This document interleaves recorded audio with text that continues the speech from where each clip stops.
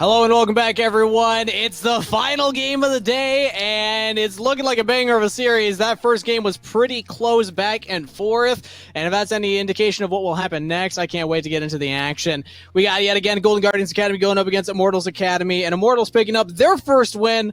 Let's see if the Golden Guardians can grab theirs. Yeah, Golden Guardians, and that game, Kangas, it was looking like it was going to be a GG win for the majority of it. They were able to weather the storm of the early elites. Niles found a huge lead in the top lane thanks to a nice solo kill on Renekton, as well as Shelly going and giving him all the gold for the plates, but it wasn't enough. Viper on the Lee Sin didn't have the best start to the game getting solo kill, but God, did he make up for it with that engage at that critical dragon fight that just flipped the game right in favor of Immortals, and they did not look back from there. Yeah, I forget what exactly. There was somebody spamming in Twitch chat. Viper, 80 ping, Lee Sin, Sushack. Yeah, I think that's probably how Golden Guardians were feeling about that one as well there. Wondering, how did we get into that position? Because, again, that was a position that they should have realized Viper was on the flank there. So I think Golden Guardians probably kicking themselves a little bit, opening themselves up to that kind of play to begin with when they were in a good position. But let's talk up Golden Guardians Academy just a little bit here, because they did get themselves into that good position. They did have a pretty solid draft, and I liked what they had put together. So if you're Golden Guardians, they're on the back foot right now. How do you make sure that you're able to come back into this next game and perform a little bit better? Was it just in-game decision-making, or is there anything else that they can address in pick ban, early game decisions? I think that that jungle matchup with Anda going up against Rosethorn, Anda, of course, being a player that has so much experience. I know that, from talking with people that have previously worked with Anda, credit him for being one of the smartest players that they've ever worked with. This guy's jungle knowledge is just off the wall, and I think that the early pathing that he has with Elise, that's a champion we don't see as much in the meta right now, but something that's definitely a specialty pick for Anda. And I know that it was a slow start. The first gank he went for in the top lane was shut down by Niles' solo kill on Viper. But after that, he got Rosethorn, he killed Rosethorn 2 times in a row, Kangas. Remember, he walked out of base in that blue topside jungle, got killed, and then walked out of base again and got killed by the side of Immortals. And a lot of that was thanks to Anda and Joey teaming up, finding Rosethorn. I think that maybe getting Rosethorn a jungle matchup where he feels like he has a little bit more tempo. They are on blue side. They could go for an Udyr, something that Rosethorn played very well in the last split. Or we've seen Golden Guardians putting a huge priority on Lulu Kindred. They are on blue. True. Maybe it's an opportunity for them, as it didn't go picked or banned in the last one. Exactly. Either of those teams could have locked that in, but we didn't see it from either side, which surprised me. But I guess it does show that, yes, it's strong, but maybe not every team's prepared for it, or maybe not every team values it that highly. It could be a conditional thing where we're coming in here thinking, hey, if Lulu's getting bans, that means that it is the meta, right? There's always a chance that it's just picked into specific matchups based on team preference. But I think if you're Immortals Academy, you're coming out of that one thinking, okay, we got the win, but it was a really difficult path to get there, and it did take a couple clutch plays. So let's also think about this from their side of the pick and ban, their side of the rift here, because presumably they'll now be on the red side this time around. What does this do to their draft? Do they need to be thinking about the Lulu Kindred? Do they need to be worried about any of these picks from Golden Guardians? I would want to keep on putting Rosethorn on Rumble and just let Anda counterpick from there. I think that the early game for Immortals, as you mentioned, it didn't go to plan, right? They took lanes where they felt like they could somewhat 1-3-1 as the game goes on, and somewhat let Anda open things up with some early priority thanks to the fact they win the solo lanes. That didn't come to fruition or bear fruit, but fortunately, Viper found, even though he's blind on Lee Sin, he found the kick at the end of the Dragon where it really mattered. And so I think that if you get Anda a good matchup into Rosethorn, we've seen Anda punish junglers throughout all of Proving Grounds in the last split, throughout all of Semi-Pro. I know this is a higher level of play, but Anda's proven time and time again that he deserves to be here. I mean, him and Viper, they won all of Proving Grounds on an amateur roster. They had minimal staff, minimal support. They won it all. And so I want to see him continue to find these counter picks and just watch how he's able to play it out on the map with his pathing, because I really credit him for a lot of the success of No Org. The fact that that team was able to blow up top lane unlike any other team that we saw in Proving Grounds. And I want to see if they can continue to do that with Viper here.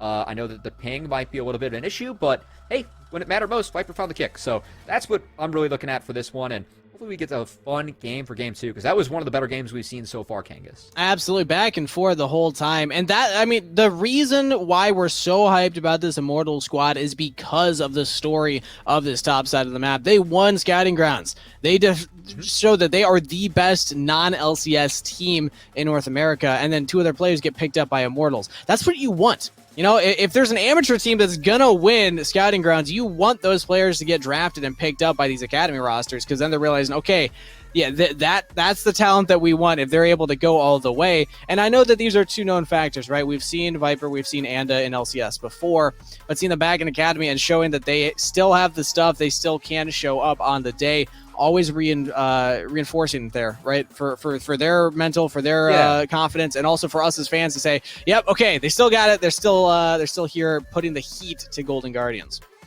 I mean, like, you say known factors, but also, like, I mean, these are players that in the ecosystem are still developing, right? Yeah. And I think everyone is still developing, trying to get better. Keep in mind, this is a game where the rules change every 3 weeks, right? Everyone has to keep on innovating and keeping up with that, changing their play and making sure they're on top of their game at all times. It's very competitive, and Viper, I know from speaking with him on the Proving Grounds pod that I do with Smacks, another caster that we have in the scene, we spoke with Viper, and he talked about confidence. And he is a carry player. He's known for the carry champions, and he said, when I was in the LCS, I started to lack confidence. And when that confidence went, I started playing weak side tanks. That's not my playstyle. That's not really what I'm known for. I can do that now, but I wasn't as good at the carry champions as I once was. And when I got back down to semi-pro and amateur, I lost a couple times. It pissed me off. And all of a sudden, he's picking up those champs, going off, and he won all of Proving Grounds because of it. So I want to continue to see Viper pick up confidence. I think we saw that in that last game on the Lee Sin, as he was finally able to find that super positive play for himself. And want to keep on seeing even players like Viper and Anda continue to grow and improve their play as they grow as players, because we know these guys are damn good. They proved it in game 1. Now we're going to have to see if they can prove it again in game 2. Exactly. New game, new pick and ban, and a whole new reset for these teams. Golden Guardians Academy now on the blue side. They're banning away Varus and Rumble. Immortals Academy finding themselves on the red side, banning away still that Tom Kench. They really do not want Prismal and Newbie to get that son of Tom Kench lane. But of course, you have to ban out the Gwen. Yeah, and honestly, from what I've seen from Golden Guardians, I would not want to give them the Son of Kench lane either. I know that they lost the game in it for the Challengers Uprising quarterfinals in Game 3, but they did have a pretty massive gold lead off of the laning phase. Just made some mistakes. As if you want to see how they lost that game, go to @TuesdayLOL on Twitter. You can see one of the fattest set engages you will ever see from Rhino at support.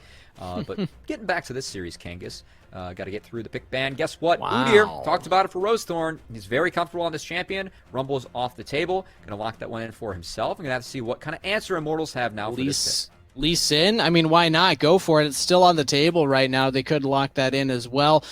Yet again, Kindred Lulu made it through. There's a lot of big picks that we've been seeing prioritized by teams across the board here that are on the table, because we see the adaptation of things like the Rumble ban coming in and still leaving room for the Tom Kench and the Thresh ban. So there we go. Lee Sin is locked in for Immortals. Let's see if they pair it with the jungler here. Ando was a very good Lilia player in the last split of Proving Grounds champion that we haven't seen quite as much. I think he's hovering that. I don't know if he's trying to shout himself out or not, but seems like Immortals, Lee Sin and Renekton are both on the table. Both very strong solo laners. They're just going to pick both of those up for themselves and go from there. I mean, I don't hate it, but at the same time, you're showing your laners, right? Unless you're willing to flex that Lee Sin jungle into the Udyr. I don't think that you do that. I think you could do that into the Elise, but not the Udyr. So that means that there's going to be counterpicks for Golden Guardians Academy, and they can really draft a composition around this dive threat, this solo lane dominance from Immortals. Usually you see that Renekton into the Lee Sin, so maybe they're thinking, okay, take this away from Niles because that was an issue last time around. Let's see what Golden Guardians' answer is. Kai'Sa seems to be what they're sticking with for Prismal. Yeah, and Lee Sin, of course, and not a Lee Sin player. So this is going to be the 2 solo laners for Immortals. Just going to have to see where they put each of them. Whereas Golden Guardians Academy, they see that. They're going to take the bot lane they feel like is the strongest. Kai'Sa Nautilus, great synergy. Nautilus deals very well with melee solo lanes, so going to lock that one in for themselves and go on from there. Yeah, it's a classic Kai'Sa Nautilus combo. Nautilus provides appeal and also engage options. We didn't see that many engage options from Golden Guardians last time around, so I think that they have just more, right? The Udyr Bear Slap plus the Nautilus combo, but here we go. We actually get the Diana. So far, we've only really seen this into the Rumble, but now we get it into the Udyr. This is a very difficult game to play Diana into, as Diana, she only goes one way. That is in, and going in against an Udyr that has 3,000 health and a flash bear slap, or just a bear slap for jumping in, not the easiest thing to do. So curious to see what Anda has up his sleeve. This is a champion that he's comfortable with. He played it yesterday, not so great success, but looking to have that go better this time. And at least he does have a solo laner that he can gank for, right? Renekton, nice gank assist, pairs really well with the Diana. So I think he's going to look to play towards that Renekton, wherever Immortals elect to put that. That said, no marksman selected for Immortals means that Golden Guardians Academy are going to ban out 2 marksmen they don't want to go up against. And Immortals looks like they're going to narrow it down some solo laners they don't want to go up against. 1 for each lane, respectively. Zoe from Yunbi, and also Niles gank point. Yeah, these are definitely not like meta expected bans. These are comfort bans. These are picks that Yunbi and Niles like to fall back and default to.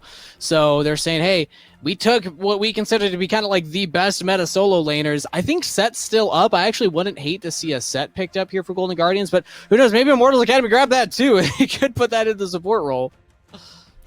Yeah, and Immortals, with everything showing now for Golden Guardians, do have a choice of whether they want to wait on their support or their marksman. I think there are a lot of supports to pick from, notably Leona, if you want to keep on going in. Braum, also not bad against Nautilus.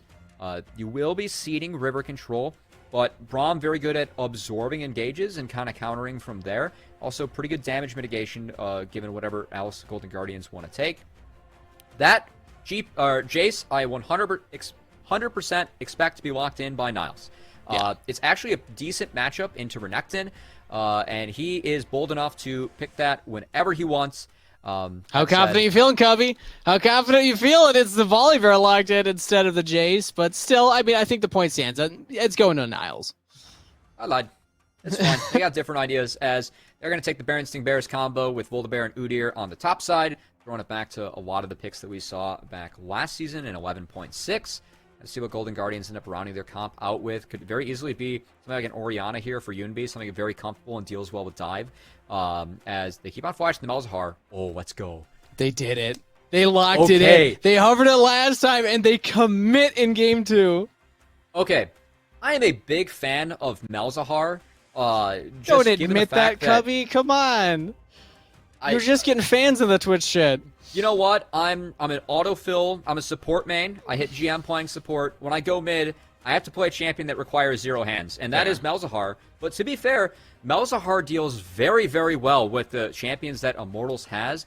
That silence against champions like Diana and Lee Sin, very, very powerful. And also, you're going to force a QSS out of the side for the Immortals solo laners. That is an item breakpoint that you can delay other items from coming in and find yourself points of power. I really want to see how Golden Guardians play around this and if they're able to keep on kiting out Immortals, because that Q on Malzahar in the later stages of fights is one of the more impactful and underrated abilities in the game. So I want to see how Yunbi is able to position and use this. What this does mean is that GGA are going to cede a lot of mid-pressure early, and this does open things up for Anda to kind of take over the Rift. Well, also, you're ceding a little pressure on the bots. I mean, you already mentioned the Nautilus versus Braum matchup in itself, but the Ezreal's the final lock-in for Keith here. Starting to see a little bit of a split focus for what Immortals composition wants to do. I see 3 champs that want to go in, 2 champs that want to kite back.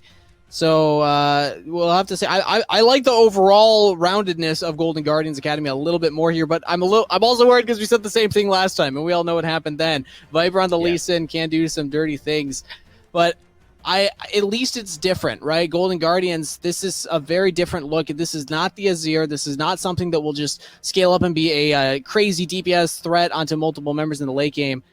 It's going to be around that level 6 power spike, right? At that point, Rosethorn can look to go into the mid lane and just kind of bully this Renekton around. So, all right, and you got the B skin on, man. That's OP. I kind of forgot that thing existed. But here we go, everybody. Loaded onto the Rift for the final game of Week 1 for the 2021 Academy Summer Split here. Golden Guardians versus Immortals. Who's going to take it all home? We see Joey getting a little cute with it onto Yunbi there, but just taking the spell shield away. I mean, his name's Yoon B. He's got to have the B skin on. And if he doesn't have B emotes, then I think that we need to gift some over to him as a chat for the tournament realm. I'm sure he has access to those in the TR. But that said, I'm going to keep my eye on the Malzahar, see the choices that Yoon B makes, as this is a champion that we haven't seen a lot of recently, but deals very well with melee champions that need to use abilities. So melee casters, which is definitely the category that a champion like Lee Sin or Diana falls into. So I want to see if Yoonbi is able to position correctly. You do have to be careful with the Malzahar, as you have that shield to protect you, but you don't have any movement spells. So Yoonbi's positioning is going to be very, very important in this game, as it looks like both junglers going to be starting off on the top side of the Rift as we get into game 2 of this best of 2 between Golden Guardians and Immortals. It's one of the first games that we don't see any kind of invade happening from these junglers. They are just literally starting on the top half of the map. The only interesting thing to note is Udyr doesn't really need that leash, right? He can still clear just fine on his own, so Anda has that extra bit of health to try to catch him up to the Udyr's insanely fast clear speed, but Niles does get an early shove here onto Viper, pushing him out of lane. Volibear is typically a tenacity pick when we think of the Academy top laners that like to break this out, but definitely factors into Niles' playstyle and champion wheelhouse. And a champion that's very strong this patch with the buffs to Divine Sunder. Synergizes very well with Volibear, and honestly, into a comp that Immortals has, if Volibear is able to hit Sunder any sort of accelerated, him as a champion from levels 1 to 11 is pretty crazy. A lot of power here for Golden Guardians, and they're going to need to utilize that before the QSSs come in from Immortals, as QSS will be a very efficient item for Immortals. You can dodge out on stuns from Rosethorn, Niles, and of course the Suppress from Yoonbi, which you need the QSS to get out of. Cleanse doesn't get you out of that one, right? So that's why I don't see any cleanses on the side of Immortals. The one nice thing you can look at, silver lining, is there's a decent amount of AP on the side of Golden Guardians. Niles packs some, Rosethorn packs some, even Prismal and Newbie pack AP damage. So it's going to be a gold efficient item just for the stats themselves, but I mean, comparatively to the comps that have a lot of AD threats, but it's still, you have to spend the tax, otherwise you will just die to Yunbi. But he does get the shove in the mid lane here, Pretty doing a decent job in this early laning phase against Malzahar, who's low on mana, but now we might see our first action on the bottom half. Yunbi trying to lock down Joey. Is the exhaust going to be used? There we go, on to Rosethorn. Teleport's coming in, Joey flashes away. Keith going forward aggressively into the fight. That was a double teleport from the Immortals. We got a Fiesta. They called to come back. They don't want to commit to that, even though Anda did join in. But just as I say it, Viper diving into 4 members of Golden Guardians, almost goes down. Joey gets the shield back up. Now Rosethorn, no flash. There we go! Re-engage, first blood over to Viper. Anda looking for more. They just dive forward. Immortals are shredding through Golden Guardians. That is a triple kill to the AVP Canadian player. Viper popping off. And Immortals, we're going to have to see the replay, but they do such a beautiful job of kiting out the composition from Golden Guardians. And you called it out in Champ Select, Kangas, right? The fact that Immortals, they have a few champions that want to go in, and a few champions that want to kite back. Well, the champions that want to kite back, it's the Ezreal and the Braum in the bot lane, and Volibear and Udyr, they just wait for them to overcommit, pick their spot so perfectly, and it's all baited out by Viper, who ends up gifting himself with a triple kill thanks to that play, as this game goes haywire early, Kangas. And look at what this does to that top lane matchup. Now Viper, with the completed spike, he can now shove these waves out so easily and also just bully Niles around. And I think Rosethorn realizes that, so Rosethorn's already on the top half. Oh, Viper doesn't have flash. It's a big wave, but he's got to be careful. They do want this. And it's joining in, but he's going to be a little late. Viper's going to play with his vision. Newbie's up here too. Jumps to the ward. They flash forward. They really want to lock down Viper. Get this shutdown. He's so close to the turret. Shut down over to Rosethorn. Golden Guardians with the clapback. They knew exactly where they needed to be. Good save from Golden Guardians. The double buff surviving, as we're going to have to see how long those double buffs can last.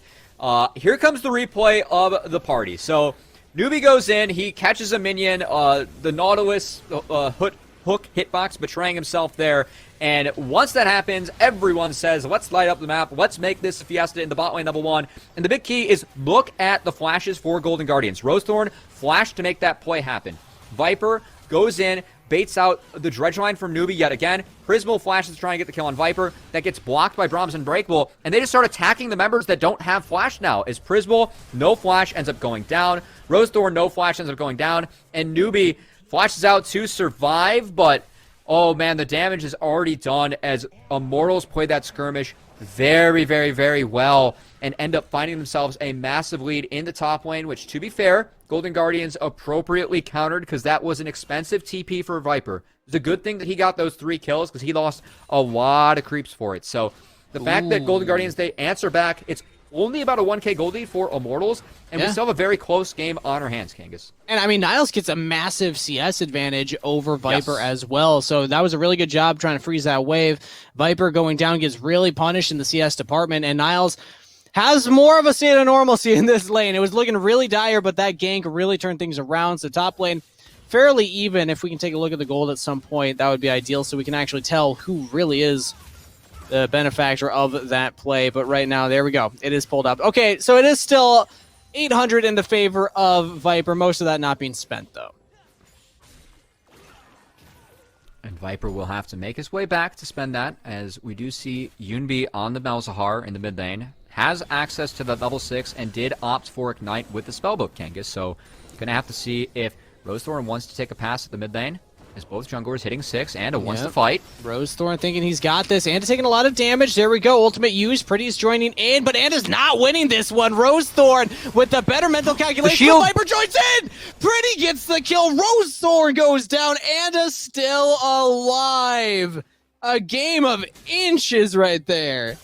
And Anda, he popped the fruit and was just buying time for him to get the shield back on his W, which he does, and his teammate from Norg arrives just in time to save him and turn that around. Tragedy strikes for Golden Guardians, but Immortals find yet another positive play on the map, Kangas, as they continue to push this lead, push this jungle top advantage that they have, exactly what the team was hoping for when they brought in these 2 members. Rosethorn thinks he's got this. He thinks, okay, I know he just hit level 6, but I got the damage. And in a 1v1, yes, he would have, but there's faster answers from Mortal side laners.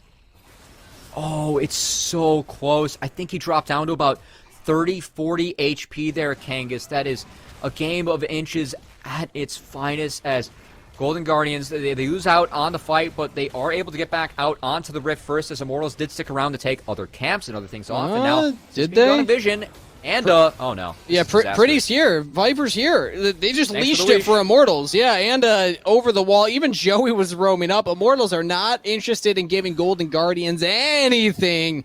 They want to keep them as poor as they can as they pick up that Rift Herald. And now, with Anda in his pocket, he can just look to drop it anywhere he pleases. I think top lane's probably the answer here if they want to keep playing through Viper, but any lane looks pretty good. And if you're Golden Guardians, you're looking at this thinking, how do we get back into this? We're staring down the barrel of an 0-4 start here. I know that it's not doomed. They still have chances to come back, but the further the gold lead slips away, the harder it's going to become. Yeah, and one thing that we talked about early, Kangas, thanks to the Malzahar pick, was taxes and the QSS. And guess what? Pretty, he comes from EU. Taxes work a little bit differently there, and they can go for plays like this because he paid the QSS early. He just goes right in for it. With the help of Joey, they do take down Yunbi, and it's a scrappy fight. Anda catches Rosethorn in the side. With the help of Keith, they get Flash out of the Udyr. It's just another play to Immortals. Immortals, thanks to the QSS, they're able to go for that, shut down this Malzahar, put him behind early, and now they are looking for more. Anda wants to utilize that advantage from killing the mid lane to deny Rosethorn camps. And this is a difficult matchup to play as Diana into Udyr. Once again, you can never jump in safely unless you get an absurd lead, but the way that Anda's been able to pilot this matchup with how he's moving around the Rift, very, very good play from the former jungler of EG, 100 Thieves, No Org, and now the current jungler for Immortals. The team that he, fun fact, I believe, oh, it was FlyQuest. He was trading for FlyQuest to 100 Thieves. I take that back. Anyway. Almost a fun point. I lied. But yeah, still, I lied. I thought I had, like, the ultimate point there, but no. Point stands. Anyway. And, pretty good. pretty good at League of Legends, everybody. Let's keep watching this guy's career, see what he can do with it. He's got a 0-0-4, so not the most impressive stat line for himself, but the plays that he's been able to pull off for his team with the lane priority of Pretty and Viper. I criticize the Renekton and the Lee Sin lock-ins 1 and 2 for a red side, but I mean, hey, it's working for them. They are using the priority from Viper and Pretty to make sure that Anda is safe in this Udyr matchup. Yeah, there's a reason that we're casting this Kangas and not playing as Immortals. They are proving us wrong. Coach Jensen might know something about drafting, maybe more than I do. I'll admit it. Yeah. And I know that we talked a little bit with Coach Jensen yesterday about his expectations for this roster, as obviously some changes were made for Immortals. And he was the one that told us, week 3 is the goal to getting everyone on campus. We can really start working with them. But he was very hopeful for what he's going to be able to do with this top side of Immortals and Anda. They just go right in. Oh, no. Yeah, Rose Thorn. He was just like, I just wanted my Raptors, guys. Come on, it's my camp. This is my side of the jungle. Immortals say, no, we own this place, and we're going to fight for it. The shield goes up from Joey. Niles has to ult to get away, and it goes back in. Viper under the turret. Huge AoE damage. Immortals control Summoner's Rift, Golden Guardians. You don't own any of this. Immortals have staked their territory, and they are controlling it well. Yeah, not only do they get the Raptor camp, some chicken nuggets, but they also get some whatever Udyr is as well with those 4 forms. I guess some beef, some chicken, all the above. That's what we call mystery meat. That's that high school cafeteria mystery meat. It's a big shopping list for Immortals as they need to get nice and fed. This game now up 4K gold as Anda and Pretty getting to work, building that new mid-jungle synergy, as it was a good attempt from GG, right? This is a pretty big Nautilus assault from Newbie. Niles does TP in, but the TP from Viper is really what seals the play in favor for Immortals, as you called it out, Kangas. This AoE damage from the Lee Sin, the new Emax, pretty big, as he's able to hit the proc on the Gore Drinker as well. Eliminate Golden Guardians from the Rift and continue to snowball the lead for himself and Anda. Exactly the formula that we saw no org used to success to win Proving Grounds with these two members. Now incorporating that into Immortals, looking damn fine. The new look Immortals here on the Rift. We wanted to see what Viper and Anda looked like, and now we're getting our first glimpse. Also, shout out to Pretty having a very strong performance on his 4th Melee champion. I'm just checking right now. I used to know Pretty as somebody that played range champions, but he's actually only played Melee so far. So this is a different look for Immortals overall, not just because of the roster swap, but also because of the champ pool really opening up for them. And I mean, that's just adapting to the meta. That's what you want to see from teams.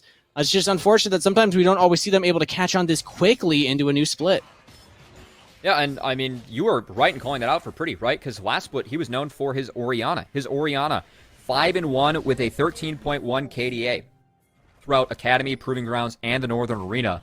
But seeing him perform now on the Melee Champions, this is why he was one of the more hyped up pickups going into the spring split. I know Immortals faltered a little bit in the spring, not exactly the hopes that they had in terms of their performance, but looking good early in this set and getting some revenge for 100 Thieves, getting the best of them yesterday. As Golden Guardians, they are actually pulling off a proactive swap here, Kangas, and trying to answer back on the Rift. Are going to be able to take the red buff away from Anda, as a lot of solo XP going into Keith in the bot lane as they get the first turret of the game. I'm just wondering, what are they trading for this? Because on the bottom side, Anda's got all this vision to play around. Viper's playing very safe because they're like, okay, they're not bot side. That means they must be top, right? And Anda will even answer a red buff take of his own. So Golden Guardians are kind of... They're looking for stuff, or they're just avoiding Immortals. Either way, Immortals are still doing a good job of answering that by just keeping pressure on these side lanes. They got that first turret, now 5,000 gold in the lead. And we're only 14 and a half minutes into this one, Cubby. This is not a late game. We've seen a lot of big gold leads early on into these games so far this week. Just showing that some of these teams, the snowball is real. Maybe that's just a look at the meta. Snowball meta 2021 confirmed here as Rift Herald is started up by Pretty. And Pretty feeling good about paying those taxes early. Having that out of the way is not in depth any longer. Going to get the Stride Breaker on the Renekton and have the QSS for the rest of the game to deal with the Malzahar and all the other stuns and fun CC tools that Golden Guardians are bringing into this one. Is Anda going to pick up the second Rift Herald, and honestly, Immortals right now kind of look like they are on cruise control, Kangas, as now Yunbi is in trouble. Oh, he has to use the exhaust. He's got the spell book, so we'll be just fine here, but still... I mean, if Immortals see anybody, they can just go for it. Now it looks like Golden Guardians actually trying to start something themselves. They see Viper in the top lane. He doesn't have teleport, but Golden Guardians do not find the forced engage, which means that Viper can keep pushing this top wave in, and nobody from Golden Guardians are answering him.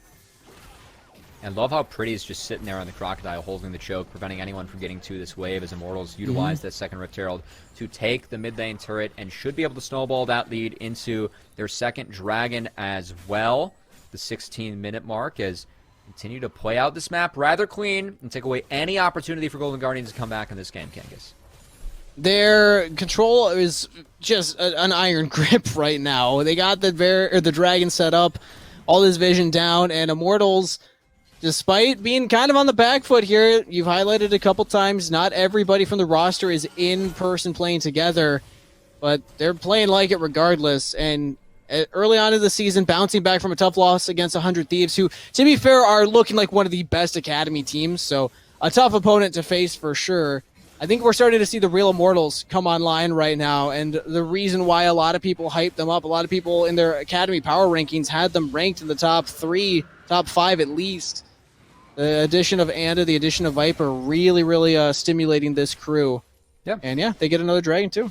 I had them top 4 myself, up there with C9, EG, and 100 Thieves, so with C9 being a little bit better than the rest, but hey, if you're a 100 Thieves fan watching Immortals play like this, you have to feel even better about your team, right? Yeah, you just took a game off of Cloud9, you took a 2-0 against Immortals, like, wait, we're pretty good. Yeah, not bad if you are a fan of 100 Thieves, and if you're a fan of Immortals, as they are continuing to clean up the rift in this game, but potentially may have found Joey. Here we go. This is Golden Guardians way back into the game. They catch out the support. It's Rosethorn that gets the gold. 2 kills onto the jungler here for Golden Guardians. They don't really lose anything else on the map for this, so that's just a clean pickup for the Golden Guardians. A nice play from them as they utilized their tempo. Got in base first, out of base first, and out of the rift first. They were able to catch out Joey in rotation. Good play from Newbie and the rest as they take that wave and potentially pressure this turret. I also love the fact... I talked about tempo, right? The fact that Newbie got out onto the Rift first, actually matching his base now with Joey to try and get out onto the Rift and answer whatever play Joey's going for here next. So really important that Golden Guardians are able to utilize that small tempo game they get and to try and chain that into more map control and potentially another kill, because Golden Guardians, they're going to need 3 or 4 more of those to get back into this game. And ideally not onto just Joey, right? That's just the support. I'm looking at Pretty. If you can take down this Renekton, that's an extra 350, exactly. It's a pretty big shutdown, but then you realize, oh, he's got that QSS, so good luck actually locking him down for long enough, and good luck surviving this one, Newbie. Walks right into the brush. 3 members of Immortals waiting for him. Pretty picks up that kill. 4-0 and 3 on the Crocodile. That's not the start that you want to shutting this guy down. Well, okay, now he's worth 450, though. All right, now that I think about it, this is strategic. So stonks were a little bit of an investment there from Golden Guardians. Exactly. I'd be more concerned about the fact that now Anda gets to invest in the chicken nuggets and the Krugs on the bot side of the Rift here, as Immortals doing a good job of continuing to find resources, continuing to push Golden Guardians back into their base, and not giving them any chances to come back, as Joey did accidentally drop 1 death in the top side. Makes up for it with a nice setup here on the bot side, as Immortals are going to trade what looks to be their top outer turret for this bot inner turret. Continue to trade up and continue to snowball this game forward, Kangas. This is 19 minutes into the game, Cubby. We are seeing some very accelerated map states here in Academy to start off the 2021 season, and I love it, man. I love some fast League of Legends. I love it when teams have this, killer mentality that are willing to just go for this kind of stuff. And I think that that's something that our region has been lacking a little bit. So if this is a sign of what we can expect in LCS as well, I think it's going to be a very fun season for viewers of League of Legends. Because, I mean, look at what's happening. Baron's not even up, and we're already seeing these tier 2 turrets split pushed into the side lanes. And this is not just this game. This has been all week long. Yeah, and I think a bit of that is the meta, Kangas, the fact that a lot of these brawlers are very powerful in the solo lanes. But I also think a part of that's the best of 2 format, right? I mean, in a best of 1, it's kind of intimidating for players to go in. They're going in more with the thought of not messing up. I think the best of 2, and from talking with a lot of the players that, were bouncing from Academy and semi-pro, I know that talking with players like Fnatic, that are playing on Barrage last split and now Resolve in the amateur scene, he was like, I love playing best of threes, right? Because if I mess up a game, like, and I go for a point, it doesn't work, whatever. I have to just win the next two. That's okay. That's not the case in a best of one. A best of two, you can go for plays like Viper was able to go for in the last game, try and bring your team back. It worked out there. And I want to see more teams kind of go at it, keep on working on their early game to improve, because ultimately that's what the steps of these teams have to make, these players have to make in order to play at the next level. Here we go. Immortals think that they find their engage here on the Golden Guardians. Niles very far forward. Pretty doing a fantastic job of just keeping him there. Okay, uses the ult to get out. Yeah, okay, you're saying it's the meta. You're saying that this is what we can expect. I hope that that's a promise, Cubby, because Immortals showing that they are willing to make these early plays, get this early snowball going, and now transition it to a 21-minute Baron. I don't know if we have this ability, but I would love if production could take a look and see, can we figure out what the average first Baron time take is so far this week? Because it feels like 22 minutes, 23 minutes. It is ridiculously fast. Golden Guardians teleporting in. They're looking for the fight. They're ready for this. Niles wants to reposition with the team, but he doesn't have his ultimate. And yeah, the Baron's getting bursted down over the wall. Viper just buying time, but he gets shut down immediately by Yunbi. Baron does go over. It's actually Joey.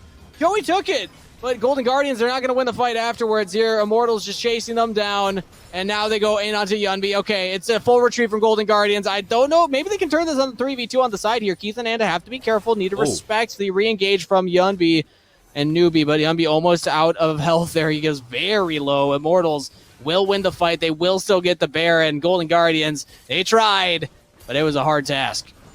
Viper sacks himself for the greater good as Immortals get the purple buffs on 4. And Keith on this Ezreal really showing off power of the Divine Sunderer. Prismal goes for it. Prismal, he thought he had it, but now Pretty's trying to chase him down. Flash forward. Prismal gives him the old thumbs up. He's got the cleanse. He's got the flash too. He's going to have to use it. All right. He flashes back to safety. Do not chase that Croc, okay? Oh, he's actually teleporting. He doesn't realize Prismal's going to do as much damage as he can, but I think that Pretty thought the Rose Sword was closer than he was. Oh, actually, Niles had teleported for the flanks. That was really good from Pretty to get out of there. Ships passing in the night, using the TP to get out, and not the biggest cooldown in the world, given the fact that Immortals, very snowballed game state, right? Up now 3 Dragons on Soul Point, up 7k gold. Full reset here with the Baron as we're going to take one more look at this fight. Pretty much Immortals just controlling space, and Viper says, all right, I'm going to go in here. I'm going to kick Rosethorn. Pretty stuns him. Rosethorn flashes to try and get in range to smite the Baron, but was never even able to get in range thanks to Immortals playing as a squad to keep the Udyr out. Viper is totally okay with going down there as the rest of the team is able to clean up. And shout out to Keith landing some nice Mystic shots around the bees from the bee Malzahar skin, and also showing off the power of this Divine Sunderer Ezreal that has really been picking up priority with the most recent changes to that item. He hasn't been the most impressive in terms of just straight up KDA, but he hasn't died, and he is providing that poke to set up the plays, set up the game states. Now Viper, in the side lane here. He's got the flash. He is the Leaf Sin, still very mobile, and also 2 items completed means that he can actually hang with anybody from Golden Guardians. And the Golden Guardians on the very, very, very furthest back foot as the Baron waves are shoving in right now. Immortals looking to start siege on inhibitor turrets here. Getting control of these side lanes. The Renekton and the Lee Sin want these waves to crash at the same time. And you can see Niles looking for a play, trying to break this 1-3-1 by overloading the mid lane, but Immortals not allowing them to do so. Playing out this map state rather well, as Viper has rotated to join IMT. Just going to utilize this Baron Empowered creep wave they have in the top side to take this tower and keep on going from there as Niles. Oh, he's taking a lot of damage under the turret, but so is Immortals. They need to worry about that turret damage itself. Yeah, there we go. Okay, they refocus their attention there. Golden Guardians, without that Volibear ultimate, don't really have the best team fighting anymore, so they don't want to take the fight under their own objective. They will just back off, and Immortals Viper was positioning to join in, but now he's just taking away jungle camps here. Golden Guardians are getting starved out of every resource available. Yeah, and Immortals, I like that they're not pushing for these inhibitor turrets quite yet, because, quite frankly, their comp sucks at sieging. And Malzahar, very good at defending sieges with that Q that does so much AoE damage at this point, now, especially with the Andres and the Demonic Embrace completed. I think that Immortals, the game plan here, they want to make sure that this next Mountain Dragon is 100%er. They're going to do everything they can in their power to set up the river, set up the Mountain Dragon. They're okay sacking any waves necessary to ensure that they get Mountain Soul. And once they get that power under their skins, they feel like they're going to be a little bit more empowered to pressure some of these inhibitor turrets against the Malzahar, who is very, very good at defending the siege. Yeah, his waves, I mean, you can see his little minions plus the DPS that he can drop onto those waves just keeps them shoved out constantly, but it's not going to be enough. Golden Guardians need to use that push to now get out onto the map here as they are. They're 2 minutes away from that dragon spotting, so they get away from their base a little early, but trying to shove these waves, get some semblance of control over the map. Immortals not interested in giving that to them. Rosethorn, you got to be careful. Joey is right here. Ooh! Actually flash forward. Now the suppress here. Look at Prismal. They get onto Anda, the member that they needed. That's actually really big for Golden Guardians. They can't kill him, though. Anda's still alive. The heal's keeping him safe. Goodness. The burn from Yunbi, though. You highlighted the items, and it does come through. But now Golden Guardians, they have to retreat. They got to get out of here. Viper gets in. He gets out of the backline. He takes down the volley bear. And there we go. Pretty's following up. Rosethorn and Yunbi, the only members alive, but Immortals are just chasing them down. They're away from their own base. And Keith finally gets his first kill. Well done on the Ezreal. Ace over to Immortals. 1-for-5 trade. And honestly, Kangas, that's 1 minute until the Dragon. Immortals, they can't really pressure any turrets, so we're about to base, run it back, round 2, 5v5 Electric Boogaloo in the river. Let's see both these teams go at it once again as we might get a second look at that team fight here. The fact that Anda's able to survive this is honestly pretty gross, because it was a beautiful ult from Yunbi, right? Catches Anda out mid-dash, not able to get the ultimate. Immortals, yeah, they get newbie, but this way trading up for GG, but after this, Golden Guardians, they're on the wrong side of the rift. They are behind. Niles doesn't have any more health to deal with, and it's just really a shooting gallery for Keith with these Mystic shots to take down the rest of the members of Golden Guardians who don't have enough gas in the tank to peel themselves out and save themselves.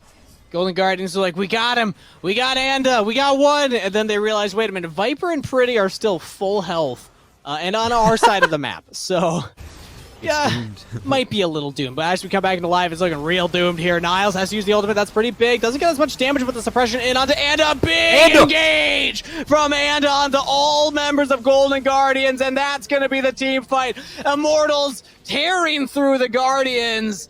A triple kill to Pretty. This crocodile is fed. And Immortals will claim another victory here in their first week, ending their week 2-2.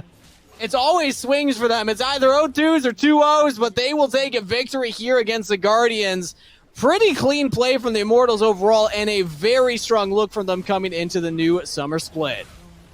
Pretty clean play, and what a series from Pretty himself. 9-0-7 on the Renekton, a big game on the Viego too, and 2 games at least in for Viper where he made the plays necessary to help his team win the game. As they're going to style a little bit, drop some wards, turn on the lights, put on the disco balls. Immortals, you've gotten yourself 2-0 and off to a better start here for week 1 of Academy. Okay, yeah, they get that now. Okay, Yeah, no. I was a little worried. I was like, maybe not. Maybe we called it too soon, but no, Immortals will at the last second clutch out that Nexus kill.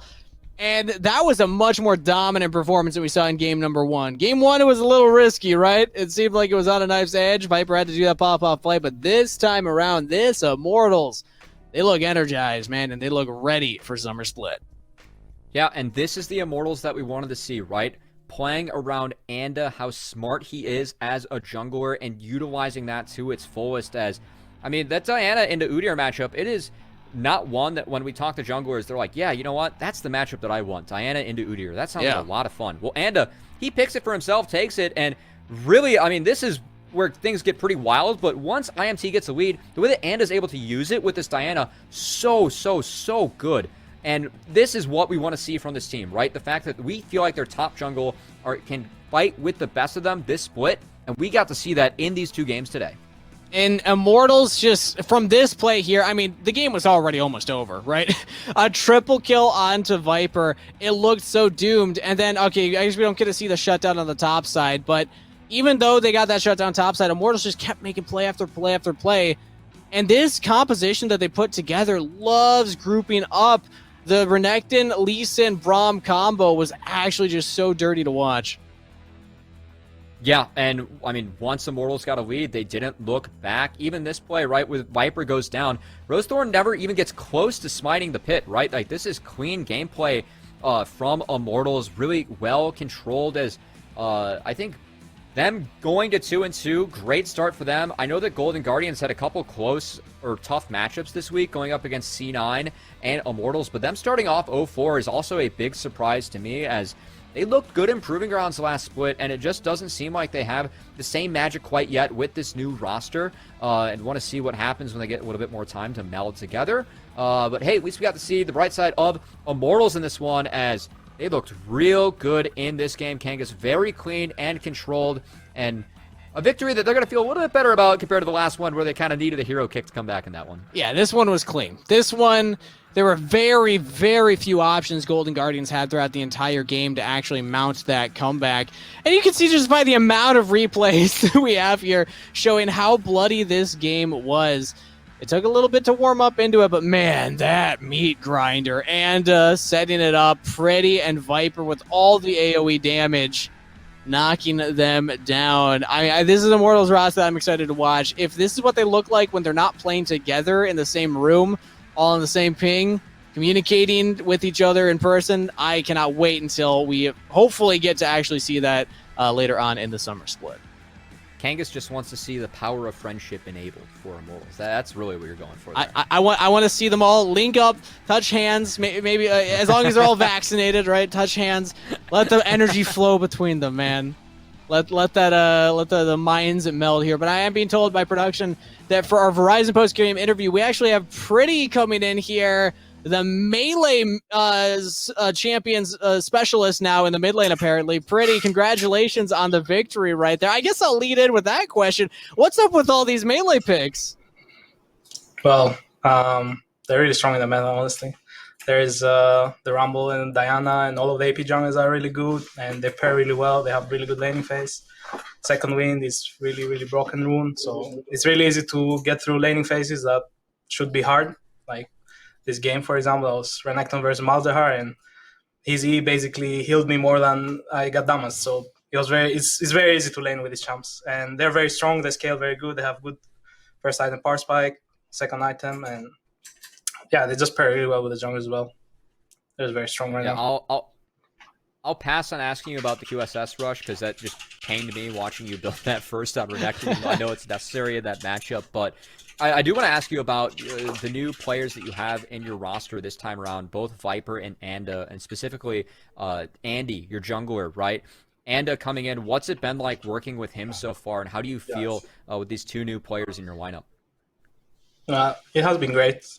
Well, specifically about Anda, since you asked, I was very surprised by him. I knew he was a good jungler playing against him and everything, but he brings like a lot to the team, and he's very decisive. I think he's the best jungler in Academy, and I think we will build really good synergy together. It feels like we'll work really well together.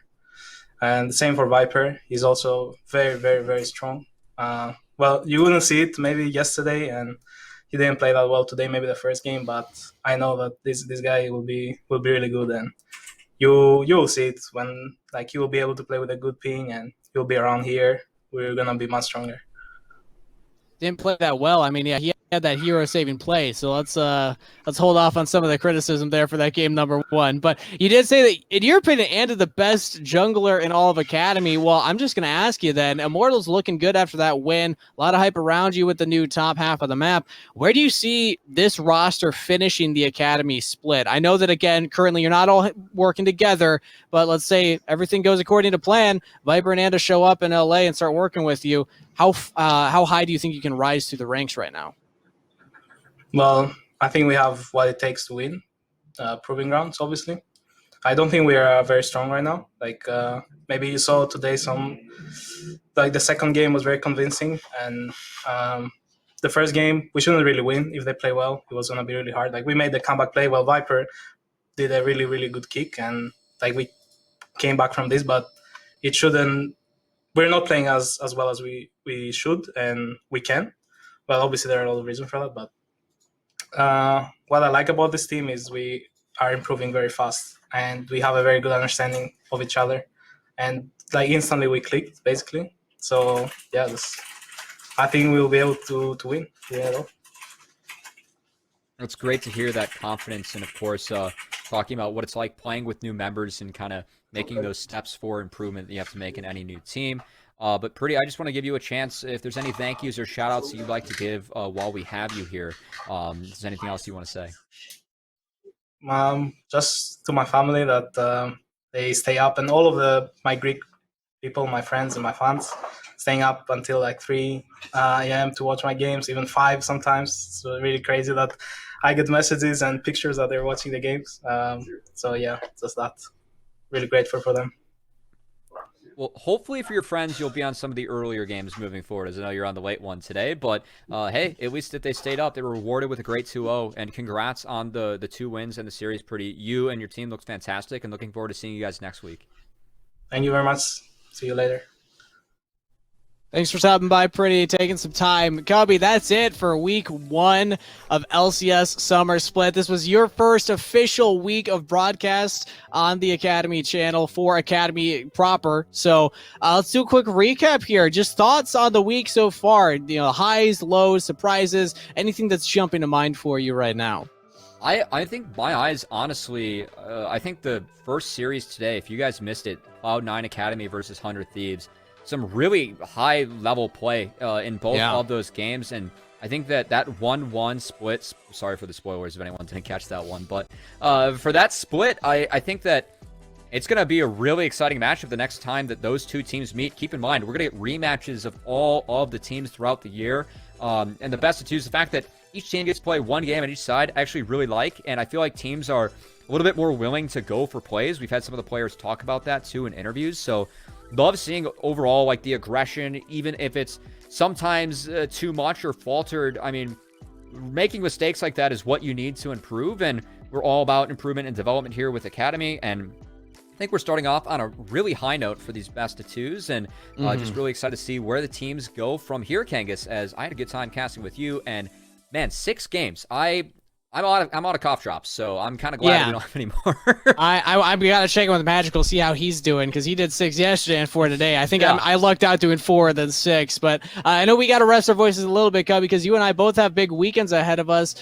We got LCS coming up this weekend. I know this is Academy, this is the development of North America, and I'm very excited about that. I know a lot of fans are passionate about that, but don't forget that we also do have LCS starting tomorrow. You can check out the official channel, obviously on Twitch/LCS. But you can also check out the audio broadcast that Cubby will be on with TJ starting on Friday. So yeah, and you and Kari on Saturday as well. So if that's you're on the move, or that's more accessible to you, looking forward to having you as a listener. And I'm excited to see the pros play tomorrow starting at 3 p.m. Pacific. I think all eyes are on C9. I also think we got some good matchups tomorrow, and of course Sunday, C9 versus TL, that rematch, pretty hype from last year's finals, or this last split's finals. And in my completely unbiased opinion, don't look at anything on my walls, don't look at any decoration behind me. I think that CLG are going to take that game against FlyQuest. I'm just saying. Okay. All right. We'll have to come up with like some sort of bet for that, as I feel very I'm totally down.